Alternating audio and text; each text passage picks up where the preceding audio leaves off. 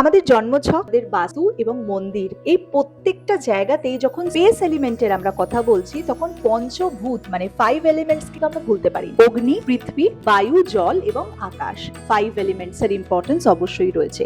সেরকম ভাবেই আমরা যখন পুজো করছি, পুজোর সময়তেও এই 5 এলিমেন্টস কে দিয়ে যদি নিবেদন করা হয় কেমন হয়, এবং এটা একটা ভেরি ভেরি ইম্পর্টেন্ট এলিমেন্ট। যেমন ধরুন অগ্নি, আমরা যখন পুজো করছি আপনাকে ঘিয়ের প্রদীপ অবশ্যই জ্বালানো উচিত।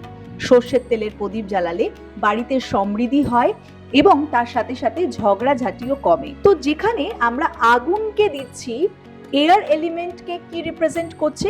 এয়ার এলিমেন্টকে রিপ্রেজেন্ট করছে হচ্ছে ধূপ। আমরা যখন ধূপ দিচ্ছি আমাদের এয়ার এলিমেন্টে কিন্তু সেই জিনিসগুলো ম্যাক্সিমাইজ হচ্ছে এবং আমাদের যে এয়ার এলিমেন্টের ব্যালেন্স ইমব্যালেন্স সেগুলোকে কিন্তু ঠিক করা হচ্ছে। ইকুয়ালি অগ্নি আর বায়ুকে তো আমরা ব্যালেন্স করে নিলাম, এবার পৃথিবী তত্ত্বের কি ইম্পর্টেন্স দেখুন। অনেকে আমি দেখেছি যে মন্দির থেকে জল নিয়ে শিব ঠাকুরের লিঙ্গে কিন্তু অর্পণ করে। অ্যাকচুয়ালি আপনাকে আপনার বাড়ি থেকে কিন্তু জল নিয়ে যাওয়া উচিত। এটাতে আমরা কি করছি? ওয়াটার এলিমেন্টকে ব্যালেন্স করছি এবং এক্ষেত্রে আপনার বাস্তু দোষও কিন্তু কাটছে। সেই জন্য বাড়ি থেকে জল নিয়ে গিয়ে যদি শিব ঠাকুরের মন্দিরে অর্পণ করা হয়, এখানে আমাদের ওয়াটার এলিমেন্টটা কিন্তু ব্যালেন্স হয়ে যাচ্ছে। এর সাথে সাথে পৃথিবী তত্ত্ব দেখুন, পৃথিবী মানে কি? পৃথিবী মানেই তো একটা নিবেদন, এবং সেখানে যেমন ধরুন কোনো ফ্রুটস আমরা নিবেদন করছি, ফল ফুল যে নিবেদন করা হচ্ছে সেটা কিন্তু রিপ্রেজেন্ট করছে। এবং সব থেকে ভালো ফ্রুট নিবেদন করার মধ্যে হচ্ছে বেদানা। বেদানা কেন?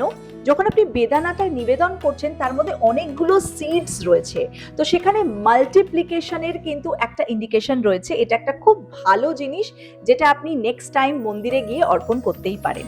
নেক্সট যে এলিমেন্ট সেটা হচ্ছে স্পেস এলিমেন্ট। স্পেস এলিমেন্টটা রিপ্রেজেন্ট করছে আমাদের ধ্বনি, আমাদের সাউন্ড। এবং আমরা যখন মন্দিরে যাচ্ছি তখন আমরা ঘন্টি বা বেল টাকে অবশ্যই বাজাই, এবং তার সাথে সাথে যখন আরতি হচ্ছে তখনও কিন্তু আমরা ঘন্টির প্রয়োগ করছি। এর সাথে সাথে আমরা যে ধ্বনিটা গাইছি বা যে মন্ত্রটা চ্যান্ট করছি সেটা স্পেস এলিমেন্টের সাথে কিন্তু মিশছে। তার মানে এখানে 5টি তত্ত্বকে আমরা ব্যালেন্স করলাম। Healing astro, heal your life, এরকম আরো তথ্য জানার জন্য অবশ্যই চ্যানেলটা সাবস্ক্রাইব করবেন এবং আপনারা কোথা থেকে দেখছেন ভিডিওটা অবশ্যই কমেন্ট সেকশনে কমেন্ট করবেন।